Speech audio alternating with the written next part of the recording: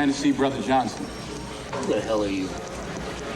I'm the minister for Muslim Temple number 7. Never heard of you. Where is he? Nobody here by that name. Wait a second. What is your name, fella? Don't worry about what my name is. Denzel Washington plays Malcolm X in Spike Lee's biography of the African-American leader. It's one of the most eagerly awaited films of the year, and we'll be reviewing it this week on Siskel and Ebert, along with another much-anticipated film, Francis Coppola's version of the Dracula legend. I'm Gene Siskel of the Chicago Tribune. And I'm Roger Ebert of the Chicago Sun-Times. Our first movie is Malcolm X, and it can only be described as a triumph for director Spike Lee, who has been talking about this movie for so long that anything less than a masterpiece would have been an anticlimax. But Lee has made a great film, one of the most absorbing, entertaining, and challenging biographies I've seen. He tells the story of a man born in Nebraska as Malcolm Little, whose father is murdered by the Klan, and who as a young man comes east to Harlem, where he is blinded by the superficial glamour of a life of wine, women, gambling, and crime. During the movie, we will see Malcolm undergo more than one transition on his odyssey from a 2-bit numbers runner to a leader and spokesman for his race. The change begins in prison, where he falls under the spell of a follower of the black Muslim movement of Elijah Muhammad. Why don't you want to look like what you are? What makes you ashamed of being black? I can tell you something, I'm not ashamed of being anything. Albert Hall plays the man who opens Malcolm's eyes there. When he was running numbers, Malcolm's best buddy was a guy named Shorty, played here by Spike Lee. Now, starting out as a black Muslim preacher, Malcolm meets Shorty again. I gotta hand it to you, Red. That's the best preacher hype ever did here. No hype, brother. That's the truth. Why don't you come on back down to the temple and hear some more? Man, I can't pay that no mind. Brother, you need to pay it all your mind. What mind you have left? Take it easy, Greasy. This is me, Shorty. Let's go around the corner. No, sir. Not anymore. And before long, he meets the woman destined to be his wife. She's played by Angela Bassett as a serious and sensitive woman who sees the man behind what is already developing as the legend. What have you set your mind to? Being a good Muslim, a good nurse, and a good wife. One of Malcolm X's gifts was her brilliant oratory, and Denzel Washington convinces us that this man could sway crowds with his voice and his reasoning. Every time you break the seal on that liquor bottle, that's a government seal you're breaking. Oh, I say it again, you've been had. You've been took. You've been hoodwinked, bamboozled. I hope you can get a sense there of some of the power of Malcolm X, which is one of the great film biographies like Lawrence of Arabia or Gandhi. It shows the whole span of a man's life, but it does something more. It's an entertaining, thoughtful movie about a man whose life has changed its image in the quarter of a century since he was shot down. Malcolm's death was not widely mourned at the time by most blacks or whites because he was considered a preacher of racial division. And the film makes two things clear. One, that he moved in his lifetime from a rigid philosophy of racial separation to a belief that races could work and live together. And two, that he saw more clearly and was more of a realist than some of his more optimistic contemporaries. I think it's a great film, too, and I like your comparison to Gandhi and Lawrence of Arabia because there's a great shot in this picture late in the film, and we've seen the whole life in America, where he does go off to Mecca, where he does get his conversion to embrace all people of peace, no matter what their color is. Yes. And we see him come over the sands and look at the great pyramids in Egypt. And I thought, what a fabulous film to take us from the streets of New York to the pyramids of Egypt. Spike Lee was arguing that he had to shoot on location and do those kinds of things. And he was, he's right. He's right, and it's very exciting to see a whole life that spans literally the globe, and it's a terrific film. And there's another good thing in the picture, too, that you didn't mention, and that is the romance in the film. Quite by surprise, Spike Lee is not known for having great romances in his pictures. His pictures are more about men. Yeah. And the relationship between Malcolm and his wife Betty is a beautiful story within this thing, and it comes as quite as a surprise. So this is not your hate-whitey This picture. is a portrait of an entire life of a man who starts who has a start which is really almost a finish, because after his father is killed, the state takes the children away from the mother. He is raised in an orphanage. He comes to New York as a street kid, and then in prison he gets this conversion, the first of several, and then in Mecca he gets another conversion, and by the end of the film he's a man whose loss really should be mourned. There's one other thing. I want to focus on the performances in Malcolm X, which may be overlooked because I suspect this film is going to be analyzed politically first and foremost. Denzel Washington does so many things well in the film, including changing the way Malcolm speaks depending on whether he's addressing a white or a black audience. Here he is at Harvard University, where he spoke quite often, talking to a mostly white crowd. Father only means that you're taking care of your children. That's what it is to be a father. Father doesn't mean that you're having some babies. Anybody can have a baby. Having a baby does not make you a father. Anybody can go out and get a woman, but not anybody can take care of that woman. And here he is in a Nation of Islam lecture in Harlem. Same man, different voice. We didn't come over on the Nita, the Pinta, and the whatchamacallit. We didn't land on Plymouth Rock. Plymouth Rock landed on us. And the other special performance in the film is by Al Freeman Jr. as Elijah Muhammad, the controversial leader of the Nation of Islam. Freeman's interpretation is so uncanny that when he first appears on the screen, I know of more than one person who was very familiar with what the real Elijah Muhammad looked like, who wondered if they were watching documentary footage of him somehow taken in color. Like devil be watching your every step. And your own brothers would be jealous, hostile, go slowly. Yes, sir. That's just remarkable. I think both Denzel Washington and Al Freeman Jr. are worthy of Oscar nominations in respectively the lead and supporting acting categories. And I'm telling you that Al Freeman Jr. is going to be ignored. I just know it because it's so dead on. People are going to say, is that an actor? We know that Elijah Muhammad's dead, but it doesn't compute when you watch it. And it's very, very subtle the way that character is drawn and played by Al Freeman in order to be a man who has both good and flawed parts to his personality. And on that score, Spike Lee, and he's done this in other films, and I don't think he gets enough credit for this, he is self-critical. He's critical of the African Americans in his movie. This is not a guy who is a hate-whitey, pro-black guy in his films. That, to me, was one of the more... I don't know exactly what I expected from Malcolm X, but I thought that, in a way, as a white person, I would be made more uncomfortable by the film. Yeah. What Spike Lee was able to do in this film, as far as I was concerned, was to draw me into the experience of this man's life so that I could understand where he was coming from, what he was reacting to, how he felt, and how he changed. And this is a movie that I think is for all people. It's not just, even though the subject might seem to be exclusionary, this movie is inclusionary for all American audiences, for all world audiences. When we come back, Bram Stoker's Dracula, the epic tale of Transylvania by another great director, Francis Ford Coppola. I must go.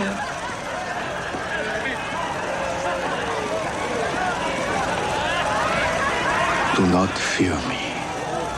That is not a chance encounter in an early London cinema. The man, played by Gary Oldman there, is Prince Dracula, who has waited centuries for the reincarnation of his dead bride and thinks he has found her in this beautiful young English woman, the fiancée of the prince's attorney, played by Winona Ryder. And the relationship between the undead prince and the object of his ancient obsession is at the heart of Bram Stoker's Dracula, a great-looking but somewhat disorganized new epic of the supernatural from Francis Ford Coppola. Lucy, the young woman's best friend, is played by Sadie Frost, who unwittingly supplies the lifeblood which Dracula needs to maintain his strength. And Anthony Hopkins plays a vampire killer whose suspicions are aroused by her condition. You do not let your eyes see nor your ears hear that which you cannot account for. Something just went up there, sucked it out of her, and flew away, I suppose. Yeah, why not? The movie has all the obligatory graveyard scenes, including this atmospheric confrontation between the vampire killers and Lucy as the walking undead. Kiss me and caress me, my darling husband, please. Winona Ryder there plays the young woman who seems to be the reincarnation of Dracula's dead bride, and indeed she seems to feel some special emotion in the presence of the dread prince. No. Oh, I cannot let this be. Please, I don't care.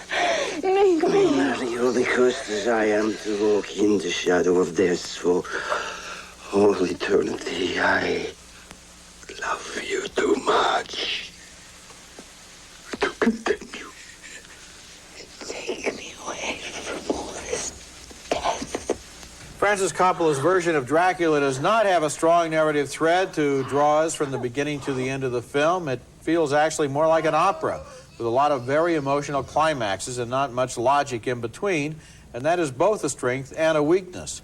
I like the way this movie looked and felt, and I like the energy the actors put into their performances. There were times when they seemed to be playing for the audiences in every theater in the multiplex. I liked the production design, the costumes, the lavish and seductive photography. I liked all of that. What never really moved me very much were the characters. I didn't believe their emotions. They seemed to be playing for effect rather than for motivation. But still, it's a good-looking movie. I recommend it for what I liked about it, but not for the rest. Yeah, and I'm voting thumbs down, Roger. It is a great-looking picture, but boy, that's all I saw. I was interested early on in the Gary Oldman Dracula, the old Dracula. I thought that was an interesting creation. He looks like some kind of weird grandmother with a beehive hairdo, and I thought that's fresh rather than the cloaked prince that we're usually getting in the films. But beyond that opening sequence, I don't think that the Winona Ryder character was very charismatic at all. Keanu Reeves as the lawyer, I thought was kind of in another century. Well, he is in another century, but I thought it was maybe the 20th century. And I thought it was very disorganized. And yes, Coppola is a master of the visual, but I thought it was a pretty empty picture. Well, the important thing with a movie of this length and complexity is to have a storyline that is clear enough. Driven through. So that people know at every moment exactly who is who and why, and whether we care about them and what's going to happen next. And here you have, as I said before, set pieces in which everything spins around in beautiful pictures, but there's no real emotion. So then why do you give it thumbs up? I love the way it looked. Well, I like the way it looked. There has to be, you know, thumbs up, thumbs down is such an arbitrary thing anyway. Not arbitrary. This movie does things with the visuals of vampirism and the Dracula legend you have not seen done before. I mean, the sets, the costumes, the atmosphere, the music, the special effects. I know you were bored during it, and I was bored too. I really was. Well, Coming up next... I'm glad you're a mind reader. Maybe you could get a job in the next picture doing your act or something. Thank you. Coming up next, James Belushi is a cop tracking down a killer through some traces of red. A woman was killed, and Jack's been getting death threats. Can you do anything? Jim Belushi wondering if Lorraine Bracco might go as far as murder in that scene from our next film, Traces of Red, a very, very tricky thriller that gets points for fooling me and I suspect most everyone else who will see this movie at the end, but getting to the tricky end is such a bore. Jim Belushi plays a cop who is tracking the murder of a prostitute and then a waitress he has slept with. One of the many suspects in the film is Belushi's cop partner, played by Tony Goldwyn. Ellen Schofield was in the hotel room next to yours last night. You didn't by chance run into her, did you? Yeah. Another suspect is Belushi's brother, William Russ, as a politician who is running for state senator from Palm Beach, Florida, where the movie is set. I'm supposed to believe that for some unknown reason, my brother, who I've known my entire life, suddenly starts killing women while he's running for office? Does that make sense to you? I've got a gut on this. Your gut? Yeah, well, I'm sorry, Jack. I don't trust him. You don't trust him? And the femme fatale in the story is a hot-to-trot rich widow played by Lorraine Bracco, whose character always seems stoned in the film. Jesus, Ellen. I could have blown your brains out. I wanted to surprise you. Well, you did. You did.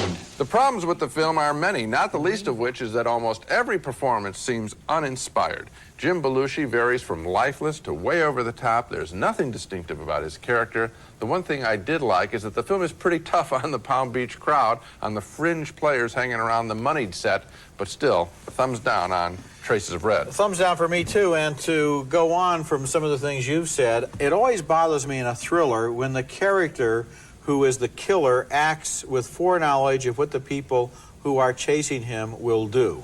There's a logical fallacy there. I don't know if you follow me. Well, when the guy does things because he knows that it will result in something happening later on the part of other characters when there's no way that he could know that. In other words, when the killer seems to have read the screenplay before the movie started. Okay, because a killer, in theory, could anticipate behavior, but you're talking about within the confines of the movie itself. Within the confines of the movie, he seems to behave in such a way that he could only do that if he knew what it was he had to do in order for the plot to turn out the way the screenplay wants it to.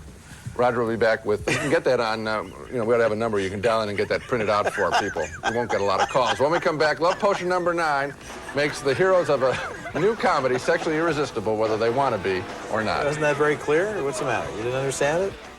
The plot in our last review, but Gene said it was okay. It made it very clear to him. Our next movie is named Love Potion number 9, and it's inspired by that great 1960s Lieber and Stoller hit about Madame Ruth, whose love potions made her clients irresistible. The movie stars Tate Donovan as a nerdy biochemist who was told by a gypsy, played by Anne Bancroft, that there are 0 women in his future, but she has an answer to his problem. This is what you need.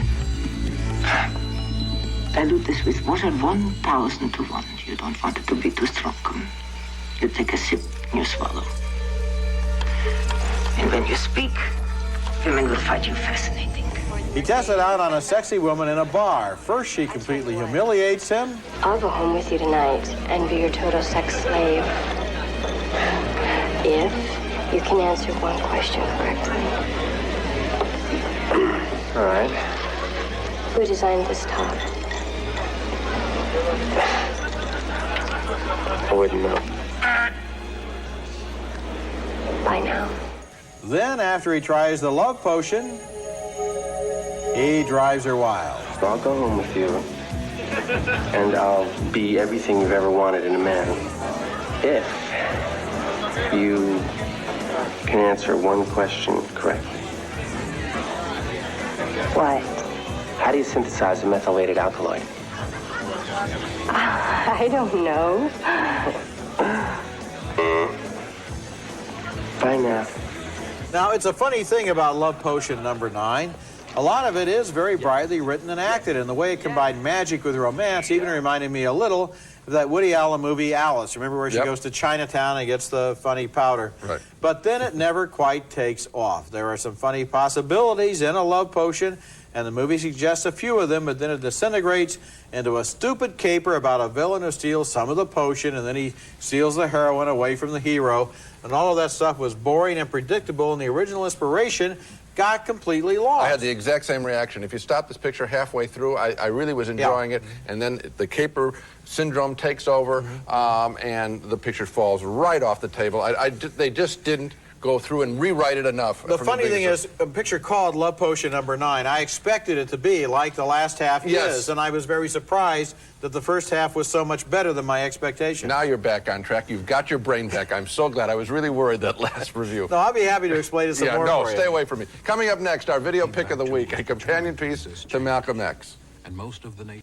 All of the hype surrounding Spike Lee's Malcolm X movie is going to have a couple of byproducts. I'm sure sales will continue to boom for the great autobiography of Malcolm X, and there will be a reawakening of interest in the civil rights struggle of the 50s and 60s. And in video terms, the best way to learn about these times is through a PBS series of tapes called Eyes on the Prize, a 6-tape, 6-hour collection of programs beginning with the landmark Supreme Court decision that found segregated schools unconstitutional. This was only 38 years ago. It called into question the whole system of segregation. It was quite a shock to Southerners to be told that the way they had been running their affairs for many, many years were no longer acceptable to the nation as a whole. There is a second set of tapes running 8 hours covering the years from 1965 to 85, and how this nation handles the race issue obviously is going to define the American experience in the 21st century. And here on tape are the first steps toward recovery from our darkest hours. Eyes on the Prize is our video pick of the week. Now let's recap the movies we reviewed on this show. 2 thumbs up, way up, for Spike Lee's Malcolm X, a wonderful epic biography of the African-American leader with superior performances by Denzel Washington and Al Freeman Jr. A split vote on Bram Stoker's Dracula by Francis Coppola. Roger and I saw the movie the same way. Great visuals, lame story, but Roger thought the visuals were worth it, not me. 2 thumbs down for Traces of Red, a boring thriller with James Belushi. And 2 thumbs down for Love Potion number 9, a promising, whimsical love story that goes badly wrong. So it would be Spike Lee's Malcolm X this week, and this is a movie I wholeheartedly recommend to everyone. It's a good family picture. It's good for people to see together and discuss together. That's it for this week. Next week we'll be back with reviews of more new movies, including Home Alone 2, Lost in New York with Macaulay Culkin, once again outfoxing petty crooks Joe Pesci and Daniel Stern. Don't you know a kid always wins against 2 idiots? And we'll also take a look at Harvey Keitel in his most controversial role yet as the Bad Lieutenant. That's next week, and until then, the balcony is closed. It's America's favorite jelly bean, Jelly Belly, now appearing at theaters and video stores with good taste. Jelly Belly beans, try them, you'll love them. Course-Eden for use at the first sign of a cold or flu. It'll relieve all your major symptoms fast and help keep them from getting worse. Course-Eden D, the sooner the better. Advanced Formula Centrum with more vitamins and minerals, including beta-carotene, than any leading brand. Centrum, more complete from A to zinc. To give your dog a delicious meaty taste and variety of flavors, please don't bother the butcher. Try new Butcher's Blend and Butcher's Burger brand dog foods.